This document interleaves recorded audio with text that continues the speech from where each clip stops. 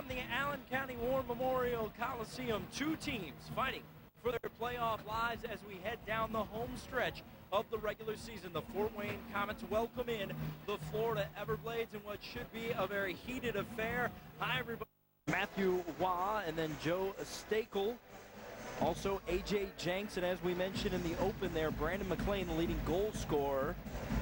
And then when you look at the starters for the Komets, Simone Denny Pepin, Brandon Marino, Will Lacasse, Aaron Clarke, newly acquired this week, playing on the top line with Chris Auger and Brandon Marino.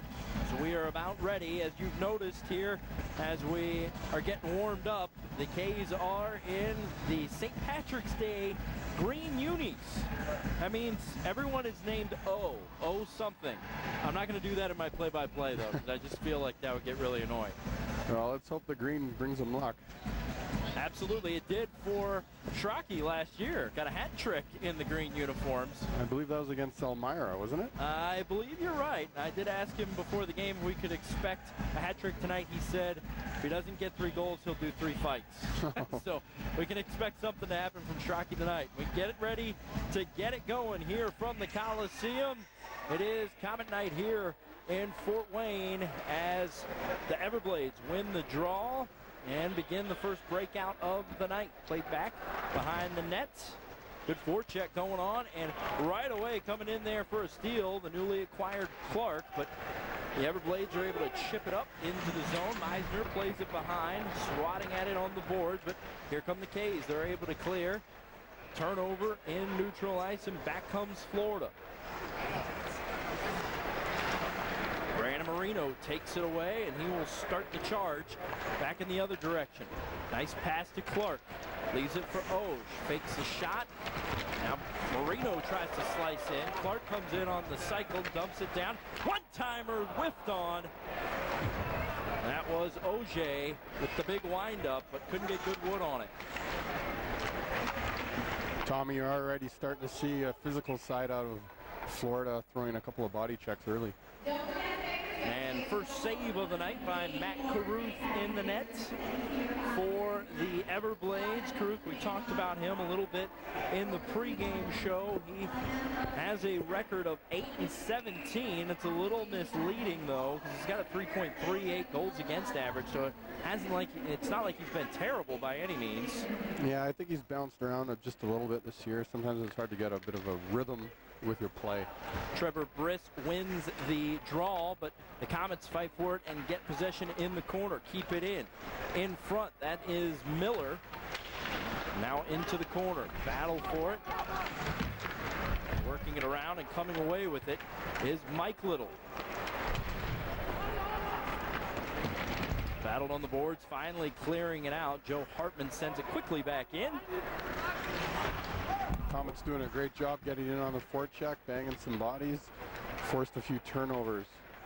Now already it feels like the guys' legs are moving more than we've seen in certain instances this year. I like that first shift by Clarke right off the bat as he was flying around on the forecheck. Right. I think you can see the urgency I think both teams have in this game.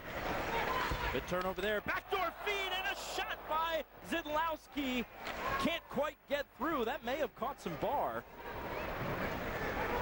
I think the tender slid across Tommy and got his pad on that one. Okay. Nice feed, though. Szydlowski kind of snuck behind everybody. Now wraparound attempt. Comes out, stays in, back inside. Just wide of the net, and now comes around here to the near side. Good shift here by the Komets. And they've got some really sloppy play by Florida in their own zone. Ludoff, a pass to a streaking Philip Michael DeVos, a little too strong. And here is DeVos. DeVos in front, and a glove save by Meisner, no problem. Here come the K's back in the other direction. Turnover in the neutral zone, but Nutkevitch comes away with it. Check that, it's Clarke. Shot on the way, chest save, but puck still loose behind the net. Feeding it up to the point and sending it in, deflected in front, squirts out to the corner. Danny Pepin tries to send it back in deep, unable to do so. Everblades clear, but Pepin comes back in the other direction. Loses the handle, and here's Schrock with it. Schrock battling in the corner. Chris Auger comes to help, but coming away with the outlet passes, the Everblades, and they try to break out, but yet another bad pass ends up back in the Komets' possession.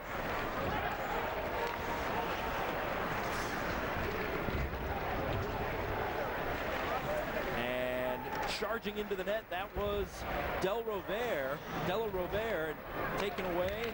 Joe Hartman comes away with it, outlets it to center. Shipping it down inside is also newly acquired. It's Mitch Bruijsten, and a trade from Stockton yesterday for future considerations. 21 points in 26 games with the Thunder, so the youngster at just 24 years old getting some ice time here early. Shot and up into the stands sharply after it caromed off of the stick of Ben Meisner. I like what I see from the Komets so far, Tommy. They've had a lot of attack time in Florida's zone. They just got to find a way to put a puck in early. Early portions of this one, both teams feeling each other out, but as Bruce said, Kays have brought some intensity right off of the back. Philip Michael DeVos steps into the circle. He will go up against Nutkevitch, the young player on the Kays. And winning it cleanly is DeVos up to the point. Big wide shot deflected, sent in by Bonus, but deflected nicely. That was Jace Coyle on the deflection. Back come the Kays the other way. Mike Little with it here in the near side corner. Big check avoided, coming in from Mike Embach. Now Little plays it up to the boards, unable to clear, and a one-time setback in wide right of the net. And here come the Everblades finally, heading the other way. Ludoff chasing it down into the corner. Komets once again doing a good job of winning those battles, but loose puck in front, one time, one chance, another chance, and finally squirts out. Two different Everblades wide open in the slot there, had a couple of nice opportunities at it. Nice save by Meisner. Absolutely. A little bit of leaky coverage there on the Komets' part, but Meisner was able to bail them all out. Ludoff, one-on-one move with Danny Pepet into the slot. Simone takes it away, hits it off of the walls, and then streaking in on the backside is A.J. Jenks. Now pinching down and trying to keep it in. That's Stakel. Joe Stakel. And the Komets are able to clear. Now coming into the neutral zone and sending it into the Komets' end of the ice. There's Cameron Burt. Back come the Kays the other way. Quickly. Lacasse sends it in deep. Kays will give chase. Quickly cleared by the Everblades, and we're back out, retreating back, and now forcing the play forward. Brandon Marino, the chip up to Martine. Now Schrock. Schrock sends it down into the corner. Half walls, they continue to cycle it. This is Bruijsten. Shot deflected in front from the point. And coming the other way quickly, the Everblades. Shot in front. And a nice pad save by Meisner. Another chance in front. No one's able to get wood on it. And a shot that could potentially have been very dangerous is avoided by the Kays. And then a shot in the other direction. Kent Miller saved by Caruth. We got to take a break. First period, no score. Some up and down action here at the Coliseum. We'll be back on CN 81.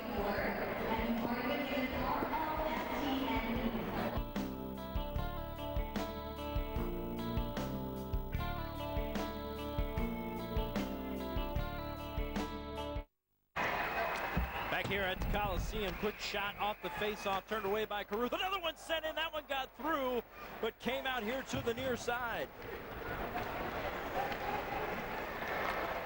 Everblades come back the other way, deep into the corner. Meisner plays it behind his net, sending it along. Joe Hartman, now the Kays break out to neutral. Kent Miller chips it in. Tried to squeeze it in the corner, but it gets through, and the Everblades will come back in the other direction. And offside's called back out of the zone. But a lot of chances early on for both teams. Some really primo opportunities for the Everblades. Yeah, Meisner's had to come up with 2 really big saves. And we take a look at some of that action in front. That's the first one. Guy was left open. He was able to come across on his knees and make the save and control the rebound. And off the face-off, goes up into the Florida bench. We'll do it all over again. The second chance they had, Tommy, I think our weak side defenseman sagged over to the strong side and left his side of the ice open, and the Florida player just pitched it over, and there was a guy streaking, went in on a breakaway, and luckily Meisner was able to make the save. Michael DeVos and Nutkevitch, and DeVos comes away with the win once again. He's been tough on a couple of face-offs, something that the K's have struggled with throughout the course of the season. They've been better as of late, and they begin to break out the center. Szydlowski, nice check after he lost the handle. Coming back the other way, Michael DeVos. And almost a turnover in their own zone for the K's by Jace Coyle, but they're able to clear, and now they come the other way. Playing it off the boards and into the zone. Nutkevitch, he gives chase into the corner. Battle for it in the corner. A couple of Everblades are able to out-battle Mike Embach. K's come back with it, send it quickly back into the deep corner. Embach's got a 1-on-2. He's outnumbered there. Everblades come away with it, send it in front of their own goal, but get away with it. Now they come in the other direction. Nice check there by Simone Denny-Pepin.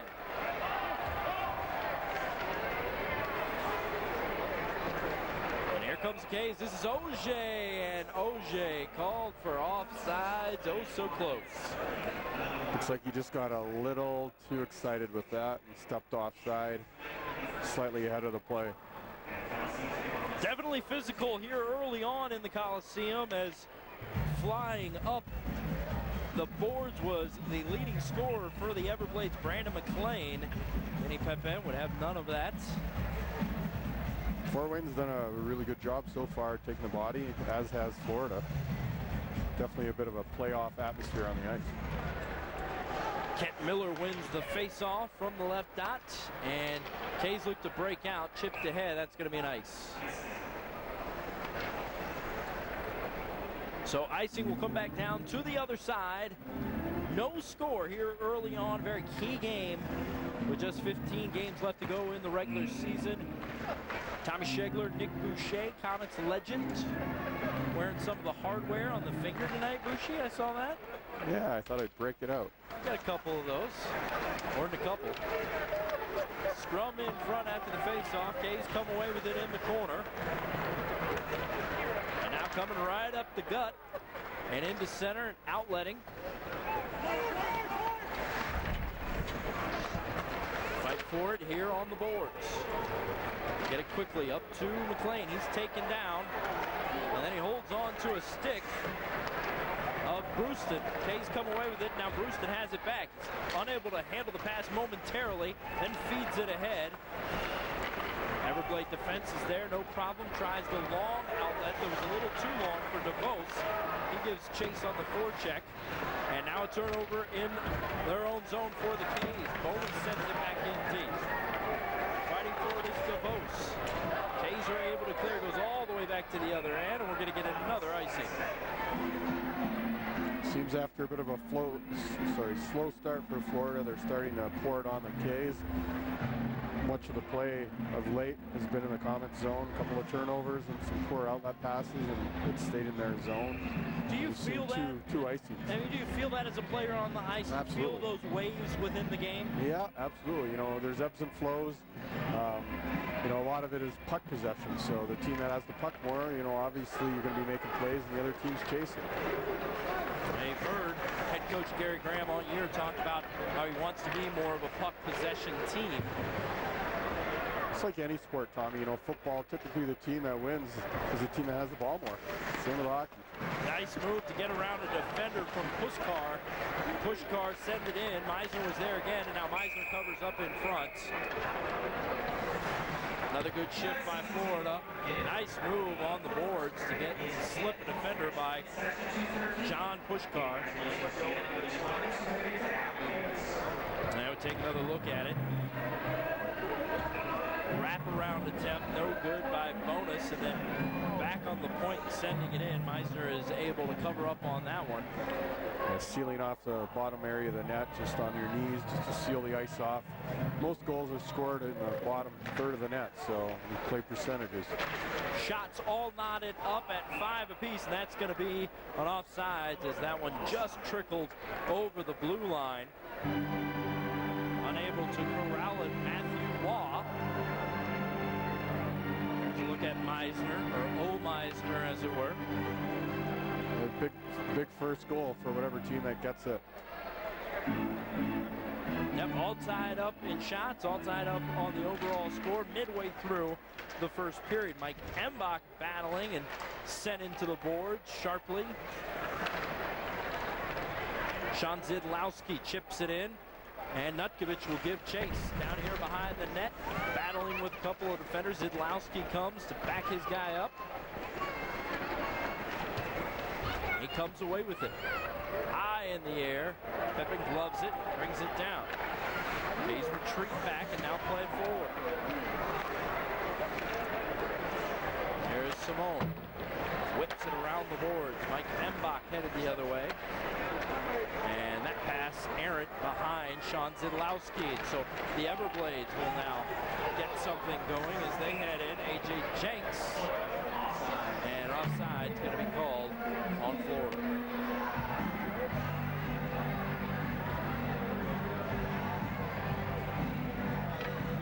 Of the final 15 regular season games for the K's are here at home. Now normally that would be a good thing. Not so much for the K's. Worst home record in the league, and they've really struggled here at the Coliseum this year. Yeah, for whatever reason, it just hasn't happened for them on the home ice, but luckily they've been able to play well on the road. I think it's helped them, but still they've got to shore that up. Good chance as Bogosian walked in from behind the net. No one picked him up, and Aaron Bogosian just walked right in, had a nice little backhand attempt on Meisner. He was there for it, stood tall. Tommy, I'm not sure if one of our guys fell or why the Florida player just got a little confused. Two guys both going to the same player in front of the net and leaving the puck carrier by himself. Yep, you see Nathan Martine drifting over there in front. Both defensemen for the K's taking the forward that was drifting there in front of the crease. Bogosian just walked right in. Good read by him. Another nice opportunity for the Everblades. Meisner has been sharp here early, though. Yes, he has, absolutely. I think the Florida player had a little more time than he thought to make a play on it. All right, here come the K's. Schrock sends one in, jumped up on Caruth, but he's able to pull it into his chest, and then a couple of extra pleasantries. Probably wishing everybody happy St. Patrick's Day. Well, it's good to see the Komets driving to the net and getting their nose dirty and making a few things happen in front of the net and not backing down. I think it's a good sign. Now you got to think that these teams both realize exactly what is at stake as we head in, and you're going to see, guys fighting for their playoff lives essentially. And you can see that extra couple pushes for Kent Miller there in front. He's tangled up with Cornell from the Everblades. Mike Cornell, the defenseman. Nutkevitch set to face it off. And sending that one into the corner is DeVos. Shot. And a rebound came out in front, but a nice bounce. Bonus comes away with it. Bonus trying to get around a defender, but Meisner is there to cover up. Kays almost got lucky there with a shot that looked to be going wide, and it went off a shin pad almost. Caromed off someone. Yeah, it looked like they hit a pad, someone on the far side of the net, and almost got lucky there for the Komets. Take a closer look as that's the play that just came up. Meisner able to cover up. His bonus was driving the net hard on Jace Coyle.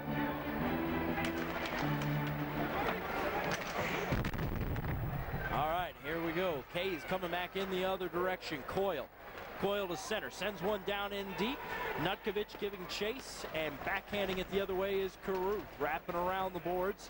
Here come the Everblades centering. And a pass goes way up high after a deflection at center. Able to keep it in deep, though, is Florida.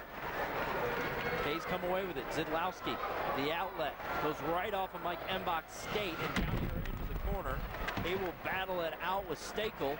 Stejkl wins that battle, and he outlets over to Bludolf. Now charging into the ice, or into the zone, I should say, is bonus centering feed and not able to handle it and get good wood on it before Meisner is able to cover up. That was Philip Michael DeVos, who had a great opportunity but just couldn't quite corral it.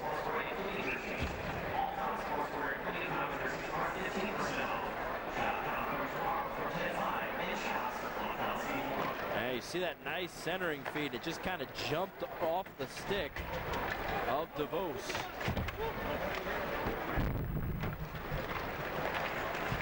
.7:43 left to go in the first period. Shot deflected in front, high into the air, and the Kays come away with it. Simone Denny-Pepin. Chopping at it into the zone is Auger. Goes right to a defenseman for the Everblades, and they quickly get it out of there. Teams kind of just going back and forth. Someone looking to find an opening. And Nutkevitch will use his speed into the corner. Check that. That's Aaron Clarke, newly acquired. Turnover. Oh, almost. Man, that was a good look by Auger as Brandon Marino was camped out in front, but a stick was able to poke it away. And speaking of poking it away, that's what Ben Meisner comes out and does. A potential fantastic opportunity for the Everblades, foiled by the Kays netminder. Nice aggressive play to come out and poke that puck away. Sending it in wide of the net. Maione, he's another guy that hasn't been with the team that long. Matthew Maione, only 23 years old. Came to the Kays last week. There's Joe Hartman, kind of one of the stable, steady players on the blue line for the Kays all season long. Not flashy, gets the job done. And here come the Everblades, sending it in. And played in front, taken away, and now outletting is Maione. Into the corner. Fight for it. Risk losing an edge momentarily was Burt, but he's able to get back up and corral and start the breakout.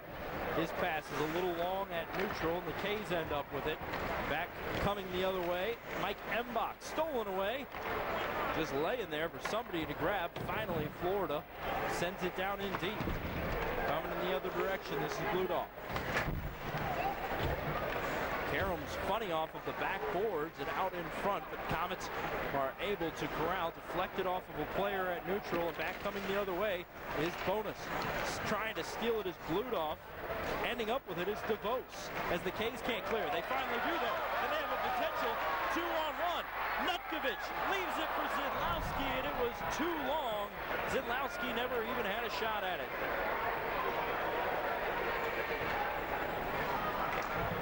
That one of those ones that you feel like you almost just need to get a shot off. Mike Embach now working here on the board. Szydlowski into the slot and camped out in front, trying for a pass was Nutkevitch. Still in front and fighting for it. Check that, Aaron Clarke. And that's two plays in a row now, Tommy, that the Kays passed up a great chance to shoot the puck and tried to make a play. Ended up getting nothing out of it. And Speaking of turnovers, backdoor feed foiled by Clarke. Now it's loose in front. Backhanding it out of there is Auger.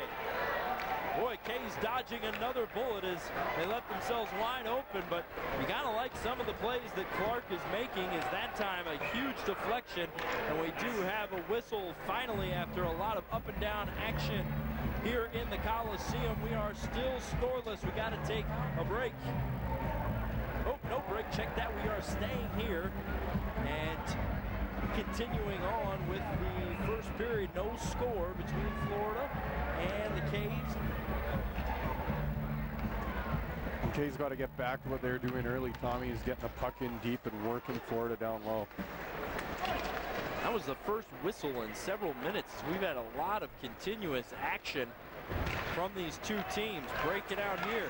Pushkar just sitting there in front between three Ks, and no one is able to get it before coming in there was Bogosian. A little bit more urgency when the puck is kind of sitting there right in front of your goalie. Yeah, a little lack of communication or breakdown between the K's players allows Florida to just walk in free and get a shot away. And that's actually, I've noticed a few times now, Tommy, it's happened. So, you know, I'm not sure if there's new defense pairings for the Komets, but it doesn't seem like they're, you know, talking too much on the ice and identifying who's going to take who. All right, coming back out onto the ice is the Nutkevitch line, joined by Szydlowski. Coming up, first intermission, not that far away, just 3:45. We've got a segment from Sound Off with the Komets this past Monday night. Defenseman Nathan Martine was our guest. Kind of a fun segment, getting to know him. That will be coming up here on your first intermission show from the Coliseum as we got another icing. Go back down to the other end. Pretty surprising we haven't seen any penalties on either side yet, Tommy. The official looks like he's swallowing his whistles and just letting the guys kind of dictate the game for themselves, which is, you know, given the playoff implications, I think the teams probably prefer it that way. Yeah, you tend to expect that a little bit as we get a little bit deeper in. Good to see them allowing that to happen. DeVos wins another face-off against Nutkevitch. We don't have those numbers in front of us yet, but the Everblades are definitely getting the advantage on the draws so far. And it goes back to puck possession. If you're chasing after every face-off, you know, you're going to tire yourself out. No icing. Shot in front. One-timer goes wide from DeVos. And he was coming backdoor. Pretty centering feed sent in by Cameron Burtz. No one knew he was even back there as he had kind of come out from nowhere off the turnover here on the near side boards from the Komets. And a nice look by Burtz. DeVos couldn't connect. Again, we saw another lapse in defensive coverage by the Caves, so you know, I'm sure Gary's going to have some things to say in the intermission about tightening up in their own zone. All right, here's set to take the draw. Aaron Clarke, he loses that one. Shot deflected in front, goes left. Kept in with the glove. And continuing to battle for it is Brandon McLean. McLean ends up losing the battle here on the walls. The K's are able to clear.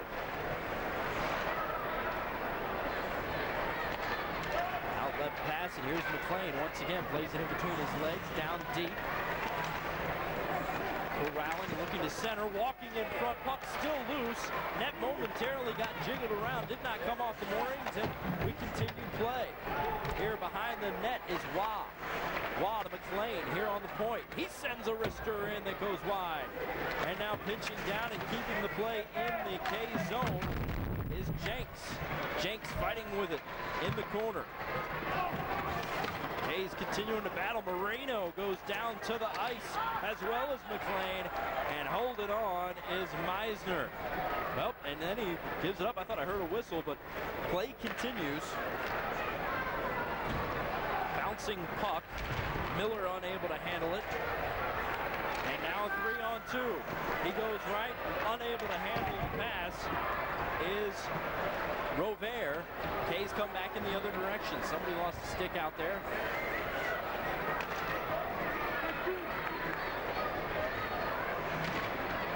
Jays have got to get some attack time in Florida's zone.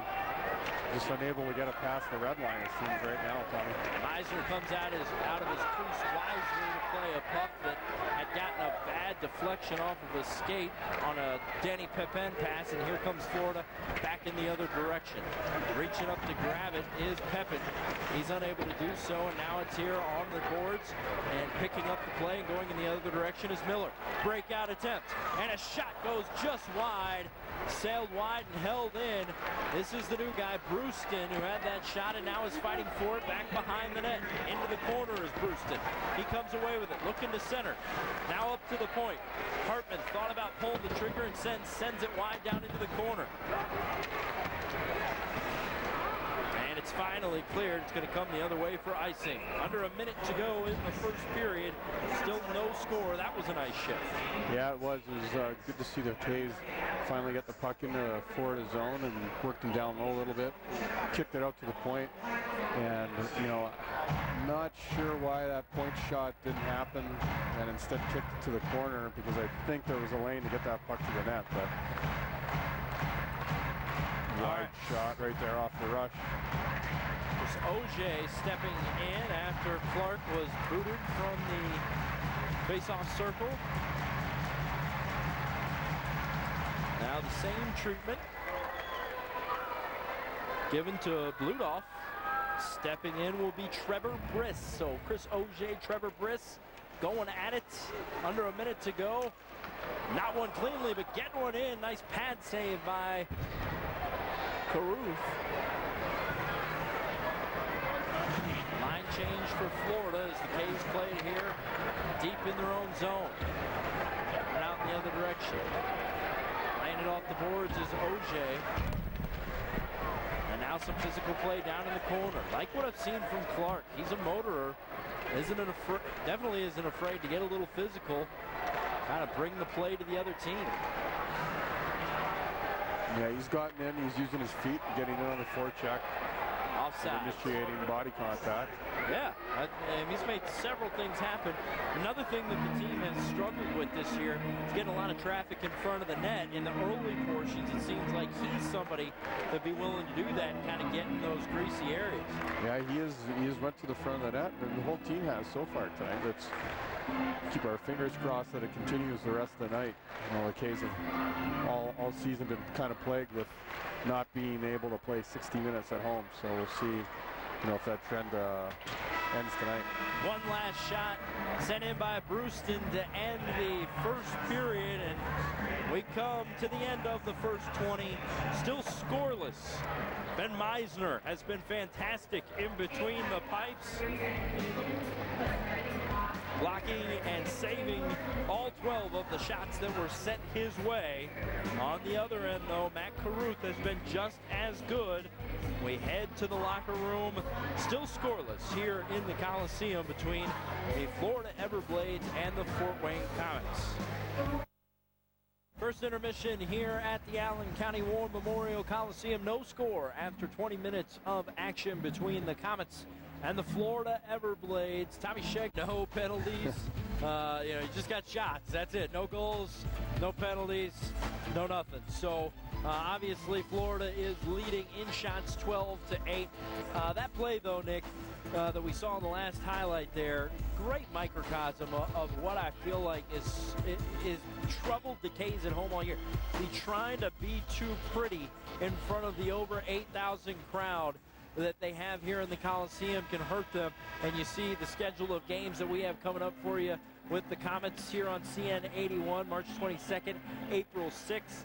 On the 22nd, Kalamazoo in the Coliseum. Toledo will wrap things up on the 6th. But, you know, I mean, you get in front of this big crowd, you want to impress them, and sometimes you don't use what has been so successful on the road, and that's more of a blue-collar mentality. Absolutely. The meat and potatoes style of play that they bring on the road, for whatever reason, whether, you know, early in the year it's kind of been, you know, trying to make the pretty play, but I think at this point everyone's nervous and gripping their sticks because they know full well that they've struggled at home. Underway here in the second period. A lot of back and forth in the first period. Going to be interesting to see how the second one plays out. You have to think both coaches, Gary Graham along with Greg Poss, want to see things tighten up a little bit from a defensive standpoint for their squads. A.J. Jenks plays it along to his mates. Matthew Waugh, that's who fights in the corner with Will Lacasse. Coming in there to reinforce things was Pepin, and now K's play it up the boards. This is newly acquired Clarke. Clarke takes on two defenders, ends up losing that battle, and back coming the other way, 2-on-2. Brandon McLean. McLean to his forehand, sends it in, and blocking it in front was Martine. And it's Martine that has it coming the other way now. He sends it in just wide of Caruth, and then chipped up into the crowd. You know, in the first period, Tommy, the K's did a pretty poor job putting the pucks in, dumping pucks in. It seemed like pretty much every chance they had, they were giving it to Florida's goaltender. And, you know, it's pretty clear that he can play the puck pretty well because he was just firing the puck right back out. So I think, in the second period, they're going to have to work on some soft dumps out of the reach of the goaltender, and then also maybe some cross-corner dumps. Go to the opposite corner and just sit in the corner, and it'll be a foot race. Stalemate draw there. Miller does get it in, and Bruijsten the wrister goes wide. Keeping it in is Hartman. Plays it down low, jumps over Bruijsten's stick, and coming back the other way. Nice forecheck or back check by Schrock, and he's sent into the side of the net off the moorings. Driving the net was Lincoln Cayley Schrock, and he is plowed right into the side of the goal. Yeah, I loved seeing that out of Schrock. You know, we just talked about the K's kind of trying to be a little too pretty, and right there's nothing pretty about that, just taking the puck hard to the net. And, you know, he paid the price, but he definitely let the Florida team and the goaltender know that he was there. The captain making one of those plays in the early portion of the period in hopes of getting things charged and sparked with the rest of his mates. Let's see if it works. Nutkevitch, he had a rough first 20 minutes in the face-off circle against the man that he's going up against right now. That's Michael DeVos, Philip Michael DeVos. And that one kind of a stalemate, but Florida does end up coming away with it and playing it forward just out of the reach of Ludoff. And now the K's come back the other way. They send it too strongly through center, and back comes Florida the other way. Here is the Everblades. Walking in a backhand attempt by Bonus. Meisner is there. Another shot deflected in front by DeVos. Back to DeVos. He winds and fires. Traffic in front of Meisner. Still loose. Now it squirts out into the corner, and the K's are able to play it over here to the boards, and Embach is able to clear. Yeah, Tommy, I've noticed in the first period and now into the second period, Florida's caught the K's a few times with that long stretch pass through the neutral zone, hitting a guy with speed, and you see the defenseman flat-footed.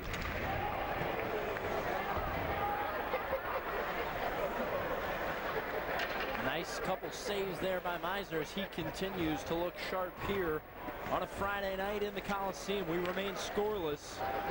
We've talked about it since the beginning of the broadcast, just how important backhander by Brandon Marino. Caruth is able to hold on with the chest save.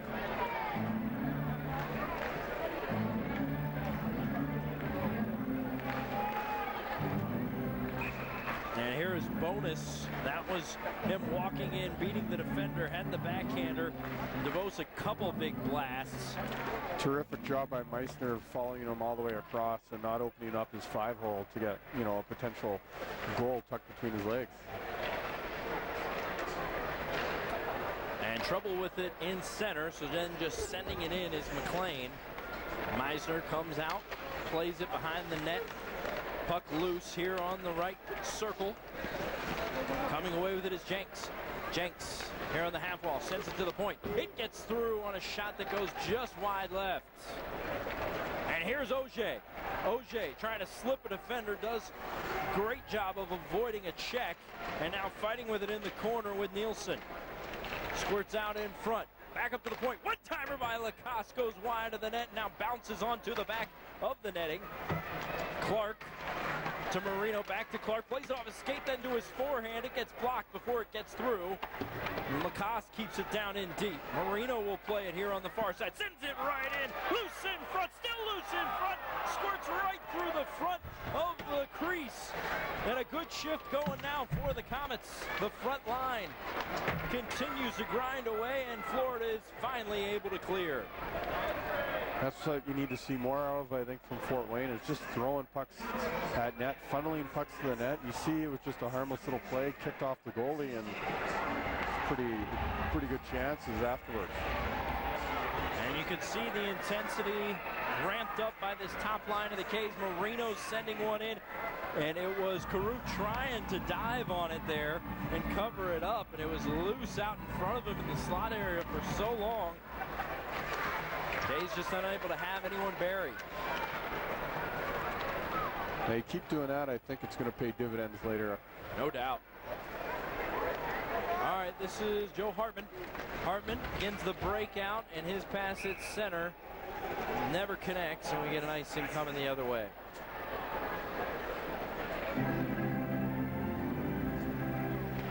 See a lot of that on both ends of the ice, no matter who's out there right now. Is that a creation of the two-line pass going away, where guys are trying to make that home run, long bomb pass, and it ends up in an icing situation a lot of times before a turnover? No question. Once they did away with the red line and opened up that long stretch pass, and teams, it's something that we work on, trying to catch the opposing team sleeping a little bit and their defensemen flat-footed. If you can hit a guy with speed, and the defense don't have, their speed going backwards, they're just not going to be able to recover with a guy that's already going full speed with the puck. And I think actually, Tommy, the K's have been actually victim to that so far this game. You saw that breakaway that we had a replay of. That was a long pass that a Florida player caught in stride, and the Fort Wayne defenseman was just a little flat-footed and couldn't recover. Kent Miller on the dot and wins a face-off against Trevor Briss, but Florida comes away with it quickly. Back the other way, Briss driving down the middle of the ice. He ends up with it behind the net, trying to center, never got through. Now in the corner, fighting for it is Rover. Rover centers up top, shot on the way, is deflected and sent over into the corner. That was Bogosian. Now the K's come away with it, and off a skate out to center. Schrock gives chase.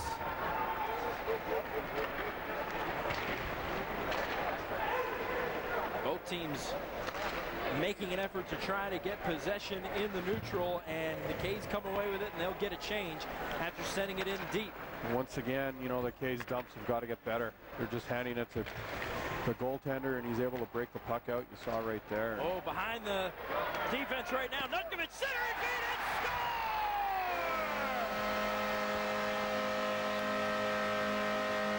Sean Szydlowski off a feed from Nutkevitch, and the Komets have struck first to take a 1-0 lead. That was a great centering feed, and just as good a deflection into the top portion of the net. Not much a goaltender can do on that one. You see the puck elevating so quickly, you just have no chance to get your hand on that puck. Try to make yourself big and hope it hits you, really. And you see Nutkevitch, the center, Szydlowski perfect. We were just talking, as we take another look at it, we were just talking about that long stretch pass, and that was the case where it worked down for the K's. Is coming right up the right side was Nutkevitch, and they hit him perfectly in stride, headed into the zone. K's have had trouble in the past of being able to not prevent another team from being able to strike back quickly here at home. So that's something to watch as we have these first couple of minutes after this first goal of the game. Yeah, you're absolutely right. And it looks like we have our first penalty going against the K's. Man, that's another great, another great situation, another great example, I should say. Yep. Of not being able to handle success at home. I mean, either they've given up a goal quickly in many cases, or a dumb penalty, and that one's going to be a slash. Yeah, shooting yourself in the foot after, getting ahead in the game. It's happened all year, unfortunately. And I hate to say it, but it looks like that trend's going to continue. So first power play of the game for either squad. Power play for the Everblades, hitting at a clip of 13.2%. Obviously the penalty kill has been one of the best in the league all year long for the K's, just under 87%. Let's see if they can kill this off. DeVos winds and now fires, and Meisner covers up. One extra shot, and Nathan Martine didn't appreciate that extra shot that Meisner took in the pad. And they're both going to go, it looks like, for the slash and then for the probably a roughing on Fort Wayne. That was Matthew Waugh. He will get sent into the box right now for the Everblades. Well, just the Florida penalty, so evens it up. And we're going to have 4-on-4 now for minute 31. Not a smart play at all by Matthew Waugh, and actually will result in a 29-second long power play for the K's on the back end of this 4-on-4, which we will have for the next minute and 31 seconds. Yeah, I think, we were just talking about undisciplined play and that Fort Wayne's had all year, and we just had an Everblade player do the same thing. Sometimes you get a little too rambunctious. Two things that cost your team, unfortunately.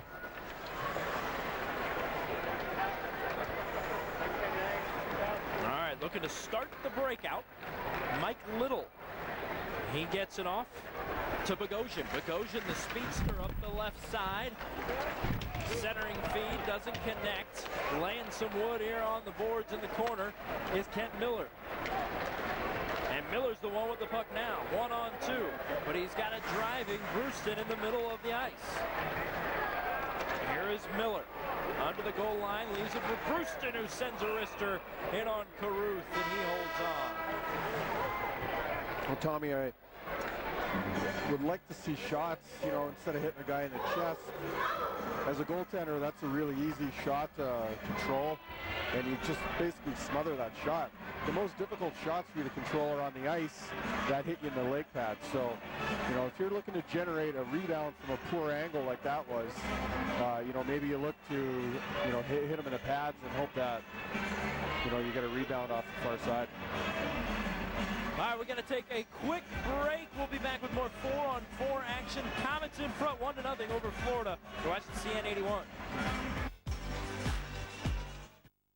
4-on-4 play continuing between the Komets and the Everblades. We are about 7 minutes into the second period here at the Coliseum. The 8,000 plus crowd finally getting into it after a pretty Sean Szydlowski goal moments ago. Tommy Schegler, Nick Boucher on the call here. Looks to have a little bit of energy in the building now, which hopefully the K's can feed off of. All right, here come the Everblades, trying to get through neutral. They don't maintain possession, and back come the Komets. Backhander back to Denny Pepin. He quickly swings it over to Lacasse. Giving chase is Brandon Marino, and he ends up with it here at the blue line. Into the Everblade zone. Sends it into the corner. This is Aaron Clarke battling it out with Cornell. Cornell is able to send it here to the far side. Nice poke check there by Lacasse to keep what could have been a dangerous play from unfolding for Florida. Slip move there by Bludoff. Doesn't quite work. And now we got a power play for the K's. The 4-on-4 has ended. K's on the power play for the next 20 seconds. And giving chase here is Bogosian. Bogosian tries the center. Nobody home, and now the K's have numbers coming the other way. 10 seconds left in the power play. Nice move at the blue line, but then unable to maintain possession was Mike Embach. And the power play, short-lived as it was, is now over.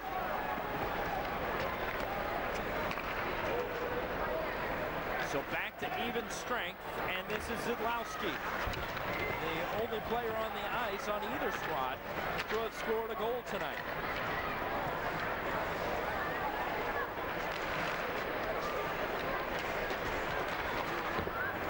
Into the Florida zone, but without any kind of threat as the Komets now get a change, and so do the Blades. Walking right down the middle of the ice, and luckily for the K's, an offside called on Mike Little as he was just having a nice little stroll right up the gut. Fort Wayne had their blue line stacked pretty good there, so forced Florida to go offside. And this is how we have arrived at 1-0. Cy Nutkevitch, the centering feed to Sean Szydlowski, and he was able to tip it home. Scoring the first goal in a game has always been an amazingly key stat when it comes to the sport of hockey, but a bit of an enigma this year. It hasn't been that important for the Komets success. No, it hasn't at all. You know, when they've been up, they seem to loose puck in front, turnover, Miller. Almost got a second goal. And Caruth there again. But yeah, the first goal this year hasn't really translated into a whole ton of home wins for the K's, unfortunately. And you know, the stat I think across hockey is 60% of the time you score first, you win. Yeah, a little sloppy play by Florida and just slides right on Embach's stick. And again, that goaltender, he's so big, he comes out. There's not a whole ton of net to shoot at. 6'3". This is Rob Quitt with the puck. Started the year with the Komets. And as they began, as we get an icing, as the K's began to make their moves, Quitt was definitely one of the casualties involved.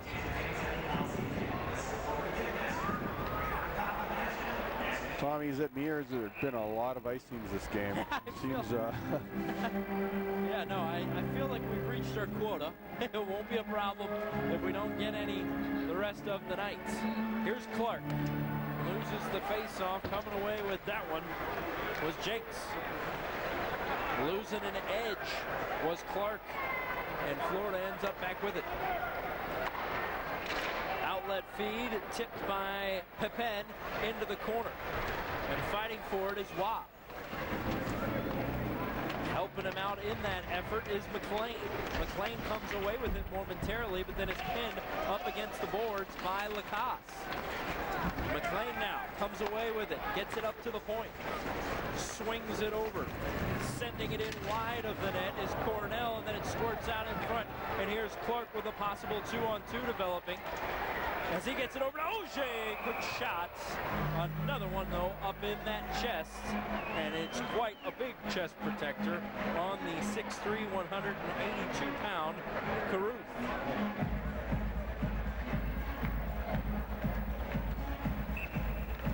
This is what you would refer to as an easy save right there for Absolutely.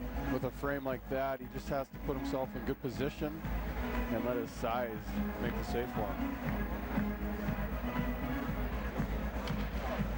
Nutkevitch comes away with a win in that face-off, but the K's unable to keep it in, and coming the other way, leaving it backhander, is deflected off of a player in front and goes wide, and driving the net that time was Stapel. Misplayed all the way back in the Florida zone, and it almost cost the K's big time in their own zone moments later. Revere playing it over to Nielsen.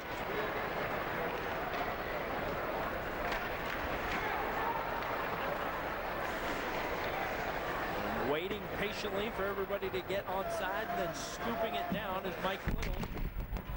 Everblades gets a change, and back come the Komets.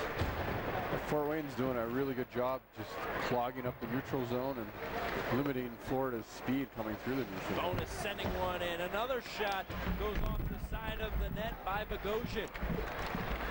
Everblades keeping it deep in the zone. Pinching down and playing it is Burt.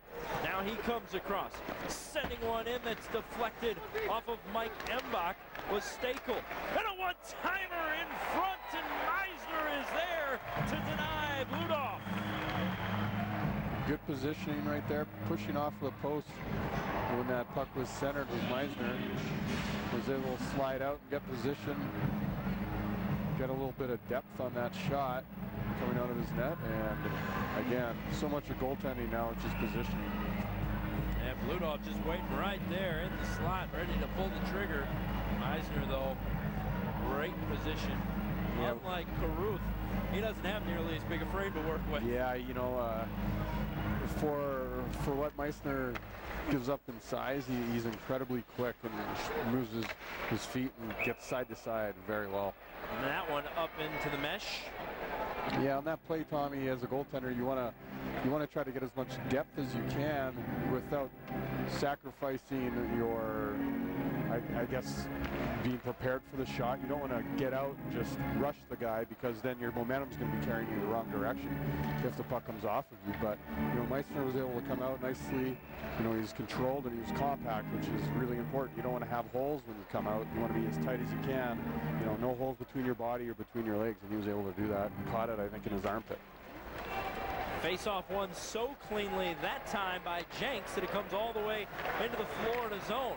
But they're back at the attack very quickly. And clubbing the other way, backhander by Bludov goes just wide.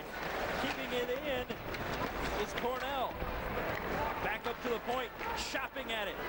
And charging in, Jenks off the side of the netting. Check that, yes, Jenks.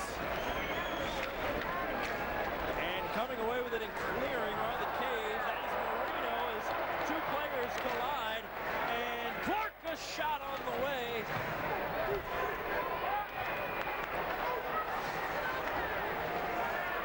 And one of the players from Florida is very hurt after that collision at the blue line. Kays unable to keep it in, but he lost his stick and both gloves on that big collision with Brandon Marino. And speaking of Marino, streaking up the right side and leaving it in the slot. Clarke, he can't get good wood on it. Now into the corner. Another stick has been lost. Trying to play it off one of those gloves there on the far side. And here's Martine. Martine, and there is a fight in front of the Komets bench. A check away from the puck, and several players getting into it, maybe even a couple from the Komet bench at one point. And it denied Martine what was developing into a nice chance here on the left side. I think Florida took exception to a hit that was thrown on one of their players. Looked like it was a little bit from behind, and he had the second Florida player go in, and I'm not sure who the Fort Wayne player was that initiated the contact, but obviously Florida took exception to it. Let's take a look back at what started this whole thing, and that was that collision at the blue line. As you can see on the left side of the screen, catching it up in the face. Yeah. I believe that was A.J. Jenks. Marino's stick. And Marino's stick kind of comes up. It was very inadvertent, but he caught one right in the chops. And that kind of started the play being a little bit broken, and it kind of unraveled from there. Yeah, I would imagine he probably lost some teeth, given the speed that his stick kind of whipped around. But he's able to get off under his own power, maybe get some stitches. I'd imagine he'll probably be back. He's a hockey player, so. Now you see the exchanges going on the bench on the back end of that play.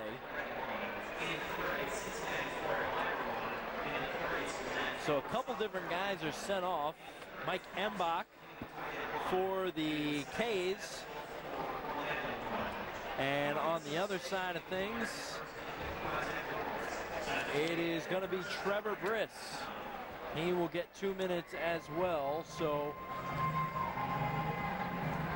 Let's take a look at that play as we headed into it one more time. You can see the stick of Brandon Marino fly up in the sky as he's trying to avoid that check. Oh, boy. It was almost a chop just right in the mouth. He might be right on the whole teeth thing. Yeah, even with mouth guards, I mean, the force of a stick coming around like that, man. All right, you make the call. Do we see Jenks back in the game by the end? I gotta say he'll be back, but I mean it's a pretty big game for both teams, and you know, maybe if it was another regular season game that didn't mean too much, I think you might see him, you know, hit the showers. But you know, he's one of their better players, and they need him. Big guy, big kid, 23 years old, but 6'2", brings a load. And here's Szydlowski. Szydlowski fires one that goes wide. Karam back off the boards, and Caruth covers up. Yeah, the boards weren't that lively when I played, Tommy. All right, we got to take a break. K's up 1-0. Things are starting to get physical and intense here in the Coliseum.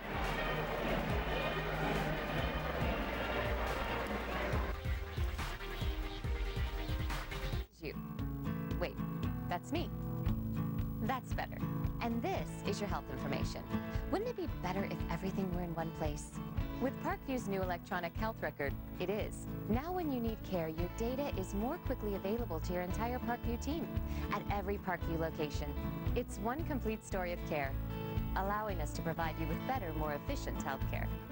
Parkview Health, not for profit, all for you.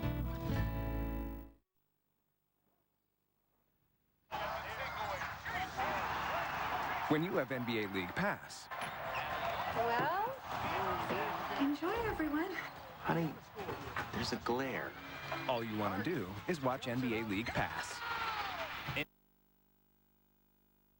minutes left to go here in the second period from the Allen County War Memorial Coliseum.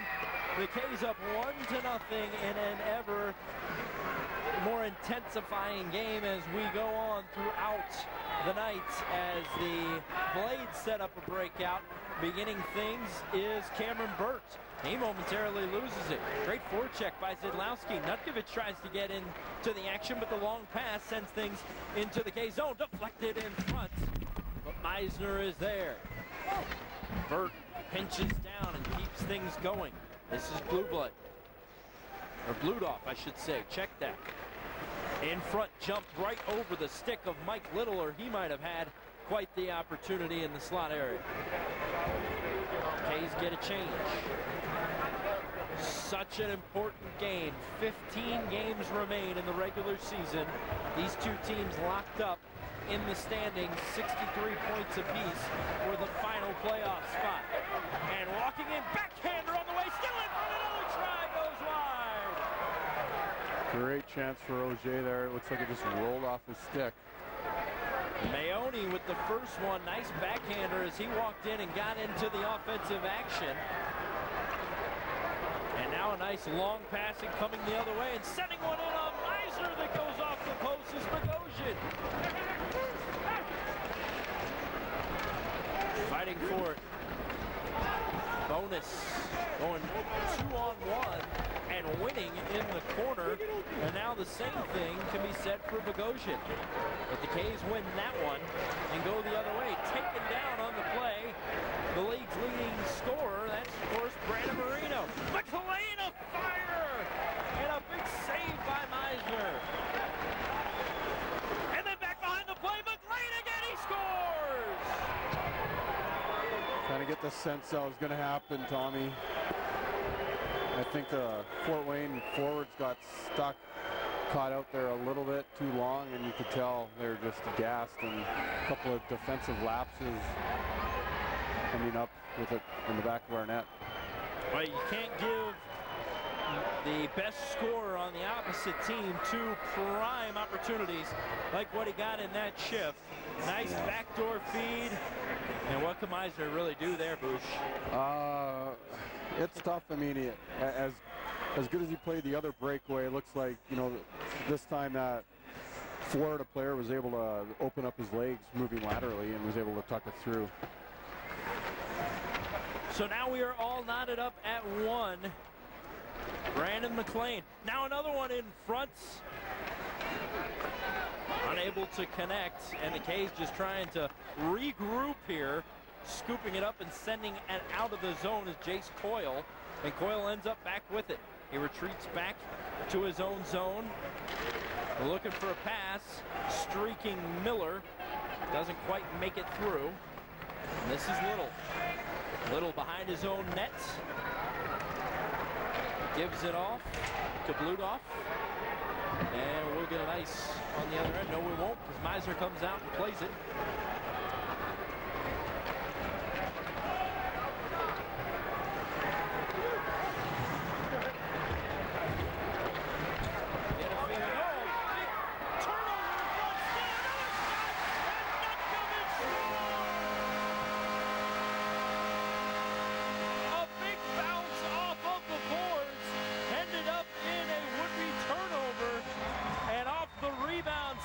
Nutkevitch is able to bury it home and give the K's back the lead, 2-1. Not a very good rebound control by the goaltender there. He didn't know where that puck was, and all of a sudden it was in the back behind him. And you could see it trying to play it off the boards were the Blades, and it just took a really funny hop out into the middle of the ice. Nutkevitch is there. And just throwing pucks on net. Hey, you could just see the K's, Mike Embach, couldn't believe that puck squirted out into the middle of the ice right in front of him. He sent it in, and Cy did the rest. You know, the Komets could really use some bounces like that. I haven't had many of them, I think, this year at home. Meisner standing tall in the crease, sending one wide of the net is Stapel. Bogosian sends one in wide, fighting on the side of the net. We get a whistle. You know, Florida comes back right after allowing a goal, and they have a really good shift. I don't know if that's more, you know, a mechanism or, you know, a result of, you know, Fort Wayne letting off or Florida taking it to them. I'm not sure. Maybe a combination of both, but I think we've seen it all year where, you know, Fort Wayne has scored a goal or got up and then, you know, for whatever reason plays a little bit more tentative shortly thereafter. And, you know, you've seen it all year where they end up getting scored on.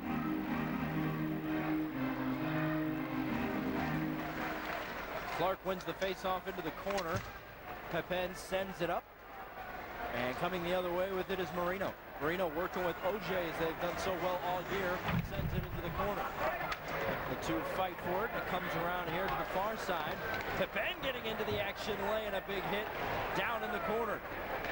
But now one-on-one play going to be needed to be made on the other end by Will Lacasse. He sends it off the backboards, and it comes out to OJ.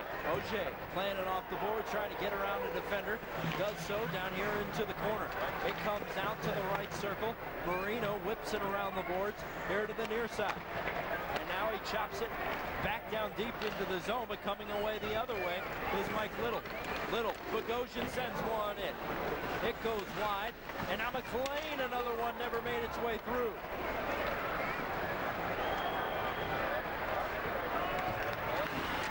And here comes Brandon Marino. He's been a little quiet tonight. Told me last week. Feels like he's been in a little bit of a slump as we're going to get an ice on the other end. He has not been pleased with his play. Said, you know, I don't care if I end up being the leading scorer in the league or not. What I mostly care about is if I feel like I'm playing the best that I can play, and lately I don't feel like I have. Yeah, I saw that interview, and, you know, as one of the captains on the team, that's what you want to hear. You know, not being selfish, wanting to get this team to the playoff. You know, obviously missing last year, they don't want to have that happen again, and he's one of their go-to key guys. Need a lot out of him. Face off one, Maione sends one in, deflected in front, and a score! His first goal as a Comet. Mitch Bruijsten deflects the shot in front and beats Mac Caruth, and the K's take a 3-1 lead. That's absolutely what the K's need. You know, instead of nursing a 1-goal lead late in the second period, they're going to be hopefully going into the second intermission up 2. Great tip. You know, that's another terrific tip. You know, that's the second one we've seen on Florida's goaltender tonight. And again, there's not a whole heck of a lot you can do as a goaltender. You're trying to make yourself big there. But you really have to be encouraged by the way that the Komets have responded after the goal by Florida. Yeah, instead of, you know, maybe tightening up and playing a little less aggressive, they actually kind of went the other way and have carried the play ever since that goal against. Centering feed, and a shot from the point is deflected in front, and then Meisner, a big save as Maione was on the doorstep. Kay's able to clear, Schrock giving chase. Here. A lot of bodies, Tommy, in front of the K's net. I don't know how Meisner picked up that shot. All right, down into the corner. Martine plays it from there. To the near side corner, Bruijsten.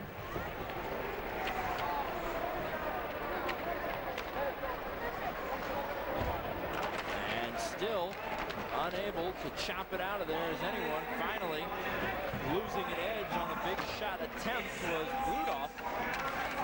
K's still unable to get it out of the zone. They finally do so on the shovel.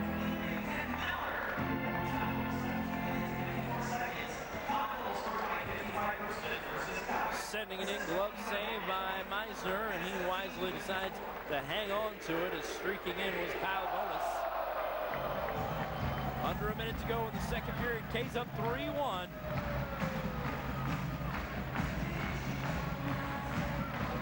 Things got started tonight with Szydlowski on the 2-on-1 goal. Nice play by the guy he's following into the bench there, Nutkevitch. And since then, had a little bit of back and forth, but the K's have gotten the better of it here in the last 7 or so minutes of the second period and now have a 3-1 lead. It's great to see some of the secondary scoring coming through for the Komets tonight, Tommy. Now, it's a good point. For so many weeks, we had no balance at all. And here come the K's into the zone. Backhander goes wide by Clarke.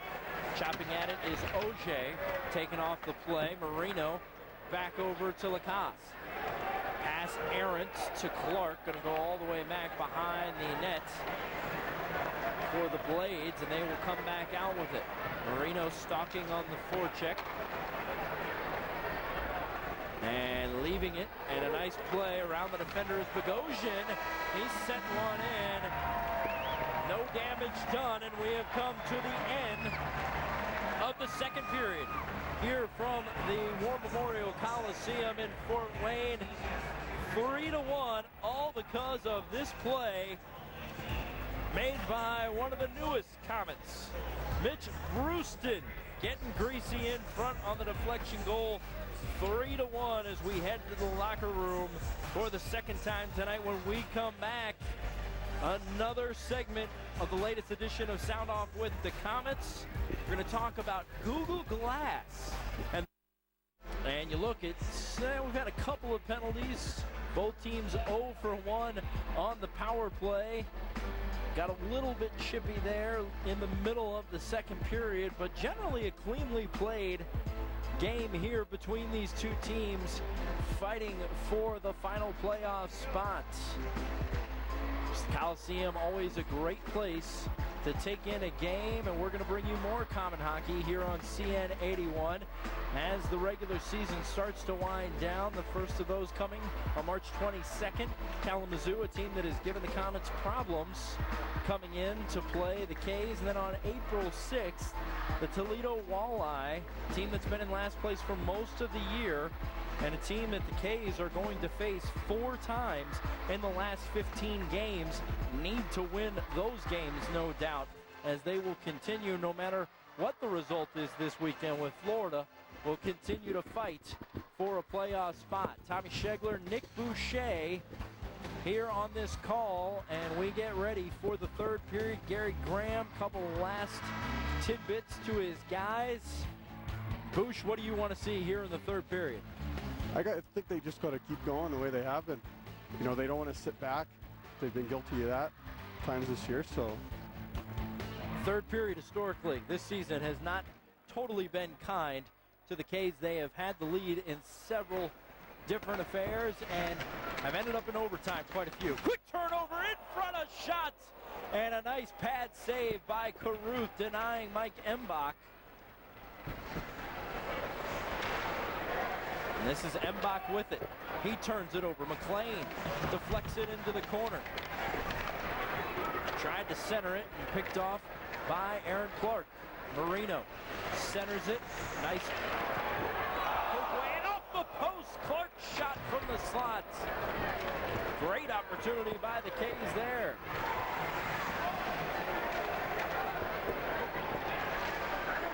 Would have given Fort Wayne a little bit of breathing room, Tommy. Winding and firing. Pad save by Meisner to deny Roy, or Wah, I should say. Backhander to center from Nutkevitch. Marino trying to figure out what to do with it. Sends it forward, but it's quickly bounced back into neutral zone. Up and down action here in the first 2 minutes. Live bounce off of the boards. Caruth plays it again. Noted a couple different times we're going to get an ice on the other end. A couple different times. Caruth not afraid to come out for a big guy and handle that. Yeah, I've been impressed with his puck handling capability for sure. It's so important in today's game. This is that opportunity here for the K's. They go off the post. Looks like it just hit a leg going by.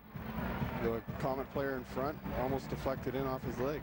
So that would have been a fortunate bounce. K's got one already tonight. It'd be good to get another one for sure. Face-off one by Florida and played down here into the corner. Szydlowski, a nice check here in the corner. Long Hail Mary pass goes all the way to Meisner. There's that Florida player sneaking behind the Komets defense again, and you saw the long pass by the Florida defenseman trying to hit him behind the Komets players. Just a little off the mark, but he would have been gone if that pass connected. Trevor Briss along with Bogosian back out there, as well as Revere. It will be Briss headed in to the face-off circle. Going up against Kent Miller for the K's. Briss wins this battle in a one-timer from the point, is knocked down by a defender. Still in the zone, quick shot, Meisner save. Briss in the corner still. And we get a whistle, and it's going to be a cross-check on the K's. Headed to the box, I believe, is going to be one of the newer Komets, and that is Matthew Maione, the defenseman.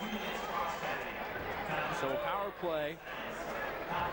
Quick wrister, Meisner, nice save, didn't control the rebound, and there is your cross-check right in front.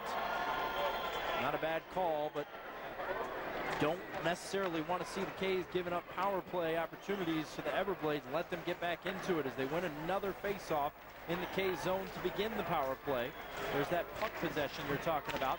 In front, another chance in front. Meisner covering up. Meisner's doing a great job either swatting the puck away out of harm's way, or in this situation, in this circumstance, he was able to make actually a second save and then jump on the rebound, covered up. There's the captain, Matthew Waugh. He's working in front. And all alone there, don't you got to get a body on a guy that's just camped out right in front of the crease there, Boosh? Absolutely, and preferably you want to have your player on the net side of the opposition. So the Florida player was actually on for us the wrong side. You want to have the Fort Wayne defender between him and the net. Miller with a momentary opportunity is stifled by the Blades. By the way, AJ Jenks that took that shot in the face back out on the ice right now for the Blades. So you called it there, Boosh. This game too important. to let a couple of potential teeth get in the way. K's clear. DeVos unable to handle it at the blue line. Still a minute left on the power play for the Blades. This is Jenks sending it in. Big bounce off the backboards. And another clear. That time it's Jace Coyle.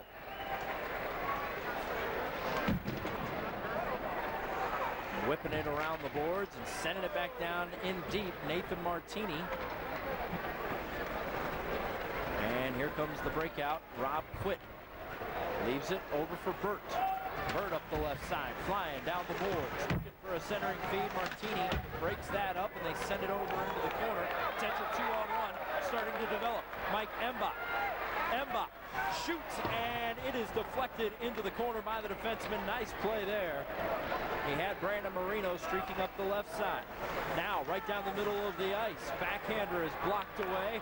Never quite gets through for Kyle Bowness. Now Bowness is fighting for it behind the net and coming away with it. Working around the backside of the net was Revere. Bowness. The puck still just sitting there, but Martine takes him off the play. Nutkevitch had lost an edge and was unable to receive the pass. And here's Revere. Revere centering feed. Bowness was driving the net, but it goes through. No one gets anything on it. Power play is over. Even strength, and the K's will get a change.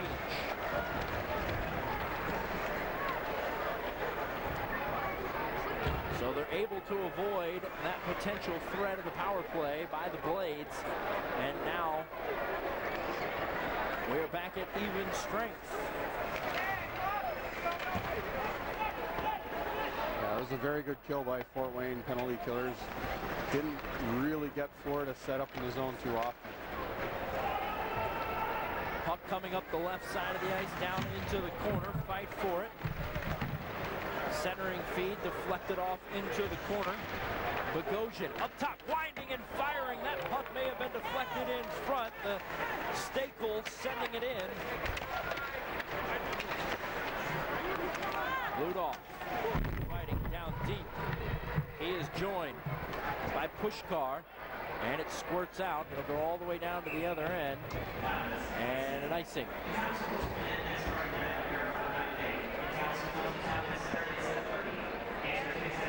I think, Tommy, the rest of the period, the K's, if they have a rush that's outnumbered, obviously, 3-on-2, 2-on-1, you want to try to take advantage of it. But any outnumbered plays the other way. If you're, one guy on two, you have to get that puck in deep. You can't afford to be turning pucks over at the blue lines and having the rush and transition coming the other way.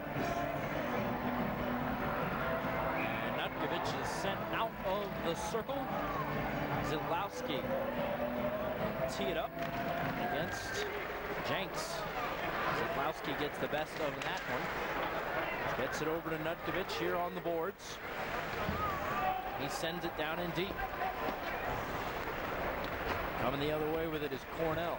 Cornell, the feed, out to Watt. Watt. Pepin deflects that shot. Now it goes back down in deep. Giving chase and getting it is Schrock. He's unable to clear. Then the K's do. Bruijsten comes away with it. A little bit of a scramble here. Things a little bit choppy from a flow standpoint, but K's now look to try to get an organized breakout and another turnover in the neutral zone. McLean comes away with it, driving the middle of the ice, trying to centering feed, and unable to get any wood on it that time was Bludoff. But right back at it is Florida, bringing it into the zone once again. K's able to take a streaking Little off the play, but still have been unable to clear. Here's Bowness, the centering feed, no one home. Blades keep it in, they send it in again, but broken up is Pepin as he blocks that shot that didn't have a whole lot of mustard on it. Right now, Florida taking it to the Komets. Yeah, there's been a little bit of sloppy play, Tommy, from the K's. Maybe feeling a little bit of pressure, being up in a game 3-1 in the third and knowing how big it is. Looks like some of the plays, some of the routine easy plays are just not making right now. Embach in the corner. Nice check behind the play to finish things off. Florida coming back though. Martine intercepts the pass. And we've come back the other way in neutral. Stolen away by Rovere, excuse me. Backhanded pass, nice one to Marino. Marino's got Nutkevitch in the middle, and it's scored!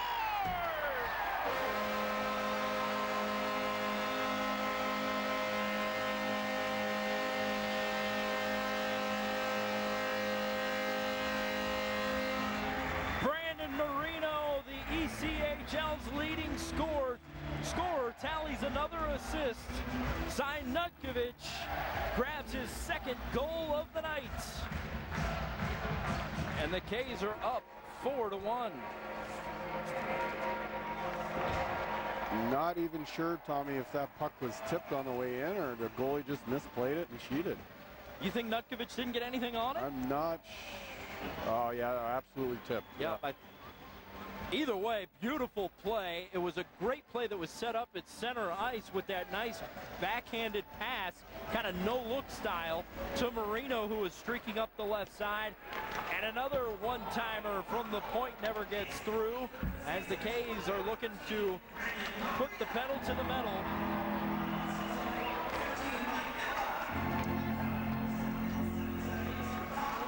Yeah, it looks like, Tommy, we just saw on the Jumbotron, the video screen, it looks like Auger's in his suit in the stands, so I'm not sure what happened, but I saw him in the stands, so. It's a good point. I have not seen him out here this period. Definitely was out in the second period. Yeah. And I don't remember a play, as a glove save there by Meisner. I'm not recalling a play where anything like that would have occurred. And I was actually watching Chris tonight, and I didn't think he seemed as to have the same spark as he typically does. A little late getting the play, so I don't know if he's maybe playing with some injuries already. Well, and that would explain why Nutkevitch was out there with Marino, which she was not at the beginning of the night, and why right now Aaron Clarke is out there with Mike Embach and Kelly Schrock, because that was not the line that began the night together either. Setting one in front and deflected! Aaron Clarke gets his first goal as a Comet.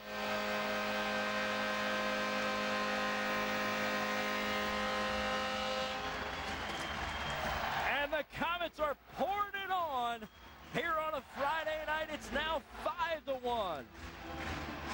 Yeah, this could be just what the Komets need to kind of give them a little shot of confidence at home that, really they've been probably lacking all season.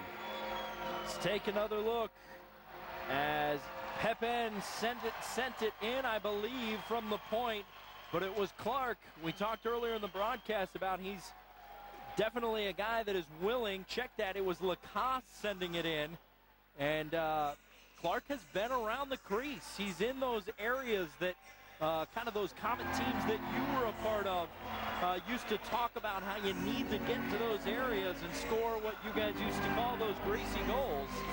Absolutely. Come playoff time, you're not going to see too many pretty plays anymore. So, I think, this is good. Looks to be a good addition for the Komets. Mike Little in the slot. Nice save, Meisner. We got to take a break. The K's are rolling in the Coliseum, up 5-1. Everybody getting involved in what is turning into a rout here on CN81.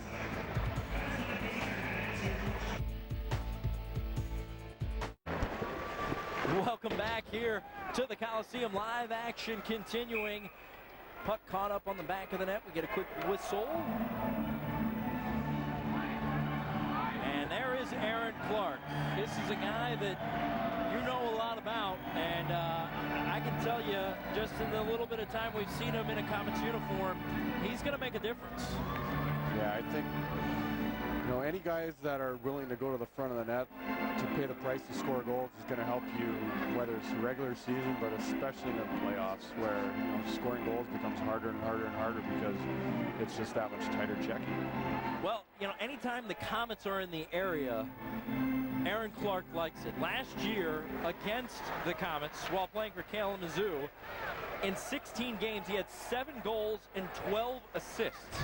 So whether or not he's playing for the Komets or playing against the Komets, he appears to like that situation. You know, and he had bounced around a little bit, which we talked about earlier in the broadcast, between the Zoo and Toledo, but really had got it kind of rolling in those last several games playing for Toledo. He had points in 5 out of his last 7 games before the whole trade situation broke down. So this is a player that seems to be peaking at the right time. Perfect timing to get him here in Fort Wayne. No doubt. A.J. Jenks sends it to the far side. I believe we're getting offsides. And I can tell you that it was, getting him here was no easy feat. David Franke, along with Gary Graham, I know were working for several days. He was the player that they kind of tabbed as the one that they wanted to bring in here when we hit the trade deadline. And they had to get creative to do it, as it basically turned into a 3-way deal situation where it ended up being the future considerations that Orlando owed us from the Mickey Lang deal. Right. They got Toledo involved, so it took quite a bit of creative thinking by David Franke along with Gary Graham in order to get him here, and it's paying dividends right away here tonight. Glove down and keeping it in. Shot rebound is available, but the K's are able to chop it out of the zone. Nice play by Carl Nielsen, and then we get an ice on the other end. You're right, you have to go way back. In fact, I will start to look back the last time the K's were able to open up, you know, what you would consider to be a blowout home win. Right. I'm not sure if it's happened this year. I'll look into the stat pack here and try to get that to you, but I can't recall a real rout at home really all season. No, I recall a couple on the road, but nothing, I don't think, at home. And you know, I would imagine this is going to really give the guys a shot of confidence moving forward. Fighting for it down in the corner. Brought out, playing it is Pepin over to Lacasse. Lacasse has some room to work, gets it to center. Embach loses it, and back over the Blades. They have a man driving down the middle, and Meisner, a huge save on the DeVos offering. That one goes wide. Quint sends it in, never made it through. Another shot and a score from the slot off the rebound. Scoring is Evan Bludoff. Yeah, that shot came through traffic, and it was just labeled top glove side. And I don't think Meisner saw it. You know, it looked like his hand moved kind of after the fact. But, you know, this is a point in the game, just under 9 minutes. They got to really, you know, make sure that they stay even keeled and they don't get down here. So you see that shot just ripped. Yeah, it really was ripped. That was coming with some heat. Yes, it was. So 5-2 now. We are approaching the 8-minute mark left in the game. K's, you don't want to see them get sloppy with it now. Yeah, let's see how they respond. You know, at this point, anything positive. Well, I think, you know, again, it's a confidence thing at home. I really think every guy on the team knows what the home record is. Stakel plays it to Briss, and now coming into the zone is Bogosian. Bogosian leaving it, and once again loose puck in front. Burt sent it in, and it made it right through the crease.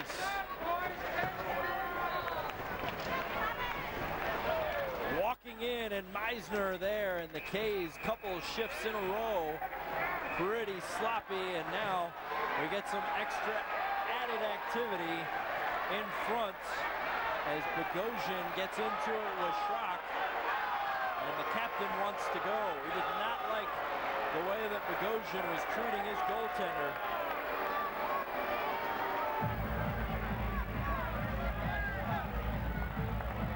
Yeah, I like what Schrock did there. You know, I think anytime you see a guy standing up for a teammate, is going to be a good thing. You know, you want to come together as a team this late in the season, moving into the playoffs, and seeing guys step up and stand up for each other is absolutely a good thing.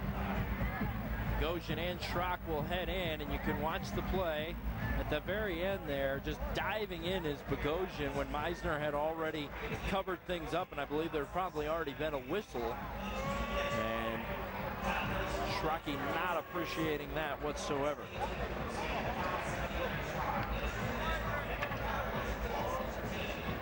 And here you go on the replay from that goal, and all that traffic in front totally screened, and he never saw Evan Bludoff's absolute rocket from the slot.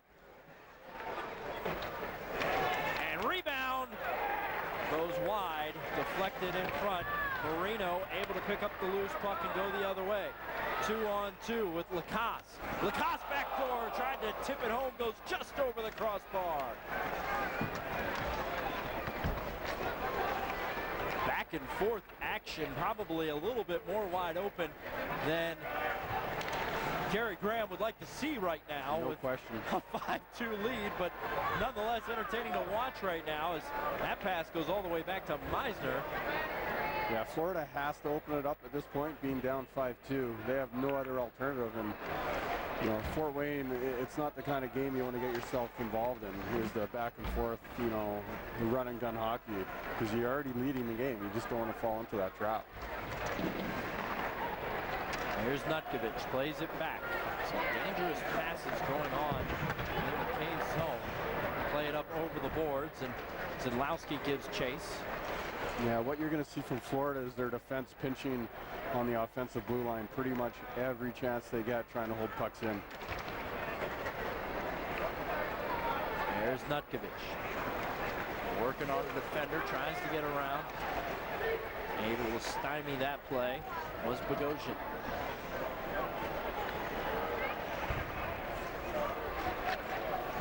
Here comes the breakout for the Blades. McLean into the zone, backhanded feed. Bludoff from his knees, still fighting for it with Joe Hartman. Good battle, and keeping it out of there momentarily is McLean, and then coming over and getting into it is Maione. Maione, a couple swipes, gets a couple of players to the ground, and DeVos, one-timer from the points, and ripping that one was bonus, but Meisner is there for a pretty save. A terrific save, going east-west on that save. Probably the hardest one that you're opening up to have to come across the ice, and you kind of expose yourself between the legs and create holes. K's really playing with fire right now as they are giving up a ton of chances. And that one is going to be icing.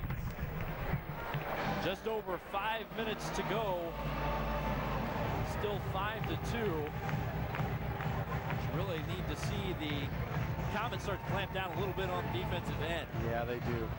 You know, again, you don't want to sit back, but what's happening is they're allowing Florida to just dictate the style of play that's happening right now.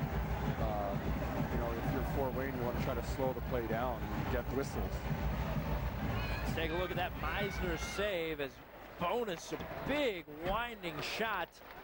And Meisner was there to stand up to the test.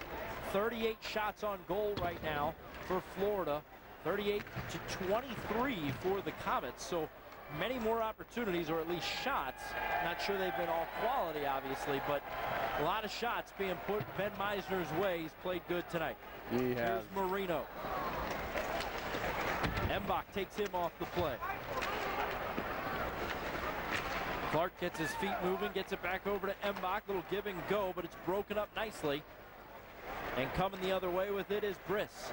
He's taken off, and here comes Embach back the other way. Loses the handle on it as he crosses over the blue line. And Florida comes back the other way with it. Yeah, I think Tommy right there is maybe one of those chances where you just want to chip the puck behind the defenseman. Revere sends one in, glove save by Meisner.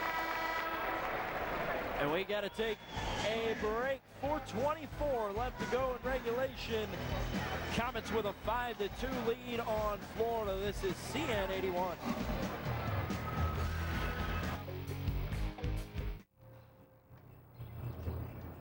What are your neighbors doing?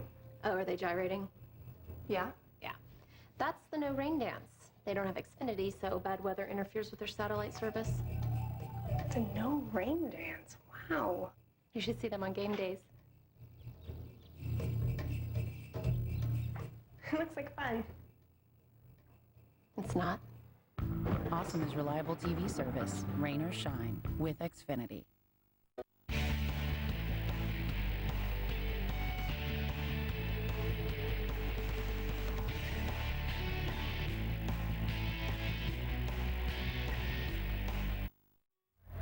Next Saturday night, we will be bringing you more common hockey as the first place Kalamazoo K-Wings will be here in the Coliseum. 7:30 starts. Check it out on CN 81. Shot from the point.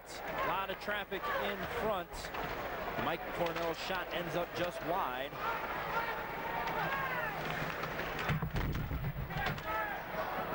K's trying to finish out what has been a good night here in the Coliseum. Sent out and cleared.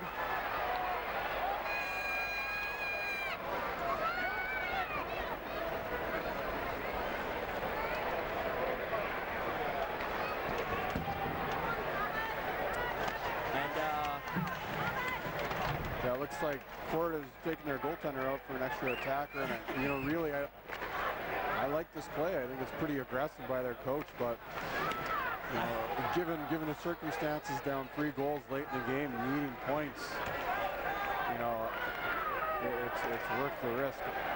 Yeah, I gotta say, I saw the empty net, and I was looking to see if the refs, maybe there was a delayed penalty that I hadn't seen, that the goaltender had left the ice because of that reason, but no, this is definitely unconventional to pull the goalie with this much time to go, but hey, when you're down 3, you gotta make something happen. You're fighting for the playoffs. Looks like they just called Florida for too many men, but 7 on the ice is the call. All right. Well, I guess that could be one of the drawbacks of having your guy out, your goaltender out so early, is a bit of a line change mistake by them right at the bench. Well, that should diffuse any last chance of a comeback for Florida with just 3:15 to go. Now the K's will be on the power play for 2 minutes of that. You know, Bush, we were talking about different good performances at home, and I just went through the schedule a little bit here, a little bit at a time, and only twice this season have the Komets won by 3 or more goals, and in both cases it was only a 3-goal win. December 15th against Evansville, they were a 4-1 winner, and on February 9th they beat Kalamazoo by the same score we have here, 5-2. So if the score remains the same here for the last 3:15, we're definitely looking at one of the better performances that the Komets have had at home all year long, and as you said earlier, maybe exactly what the K's needed at this time. Yeah, I absolutely agree with that statement. Here's Coyle. Coyle all alone, sends one in, tipped in front by Nutkevitch, but didn't find its way to Carruth, and back comes the Blades. They've got to press the issue a bit here. Down 3 goals. And working into the zone is Bogosian. In front, back to Bogosian, and he's unable to finish on the give and go. Forecheck, very aggressive by DeVos. Outlet up here to the left side, and back here crossing over the blue line is Nutkevitch.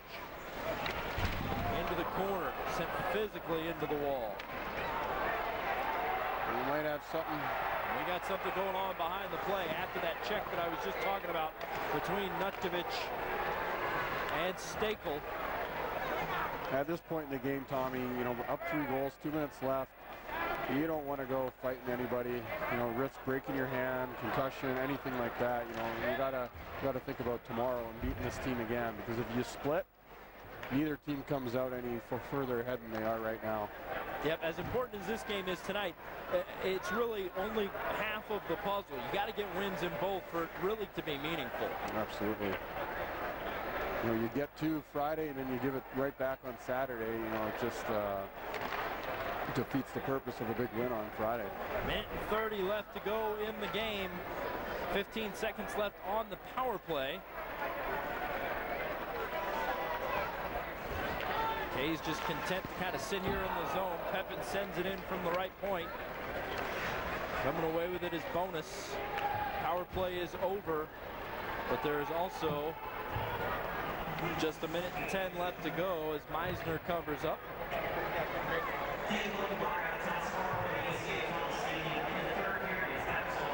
Tomorrow night, the two teams will do it all over again. 7:30. Then they head to Toledo on Sunday. And, you know, as we were talking about how important it is tomorrow night, those 4 meetings that the Komets have with Toledo in the last 15 games are so big because the Walleye are in last place. You can't give up those games in the situation that the Komets are in right now. They need 8 points out of those 4 games. No question. You know, any team below them in the standings right now, they have to have wins. And they got 5 games, 4 against Toledo, 1 against Gwinnett in the last 15 that are all against teams with records below 500. In front, walking in, another shot still loose, sending it in, another try goes wide. 35 seconds to go. McLean throws one and snatching it out of the air with the glove is Meisner. He's been fantastic tonight. He has, absolutely. And, you know, I just wanted to point out we had Martine just going down, laying down in front of the net to block a shot, and that's fantastic to see guys sacrificing just to get a win. Especially, you know, there's 30 seconds left, it's 5-2. Easy enough to just kind of step aside and let that shot in. So to see guys, you know, laying their body out, these are the kind of things they're going to have to do to finish the season to get to the playoffs. Loose in front after the face-off, and it's cleared. Well, the first look at is what once again has been another new look for the Komets of many looks that they have had this year. Goes the way of Fort Wayne. A success with both of their acquisitions, scoring goals that they made at the trading deadline, and they come away with a 5-2 win over Florida, putting 2 points in front of them in the standings. All of his teammates coming out to congratulate Ben Meisner after making 39 saves on 41 shots, a number of which were huge in this game. No question. And, you know, I pose a question to you, Tommy. I wonder, you know, much of the year the teams kind of went back and forth with their goaltenders. At what point do you kind of start riding a guy going into the playoffs, you know? Absolutely. I mean, they need to get that consistency in between the pipes, and Meisner has shown that he has the ability to get hot. I know his whole family was here tonight from Florida, so, good. Man, he put on a show for them. All right, we got to take a break. We will be back for our final thoughts and take a look at the final standings and stats when we come back here on CN 81.